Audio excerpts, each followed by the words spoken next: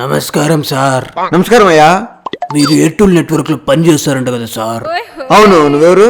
నేను ఈ వీధిలో కూరగాయలు అమ్ముతుంటాను అయ్యా. వంకాయలు చాలా ఫ్రెష్గా ఉన్నాయి, తీసుకోండి సార్. ఇప్పుడు వద్దులే, అవసరం వచ్చినప్పుడు నేనే తీసుకుంటా. ఏమయ్యా ఎట్లా వచ్చినావు? బెండకాయలు సూపర్ గా ఉన్నాయి, తీసుకోండి సార్. నాకు ఇప్పుడు వద్దులే, ఇంట్లో ఉన్నాయి. ఎవరు?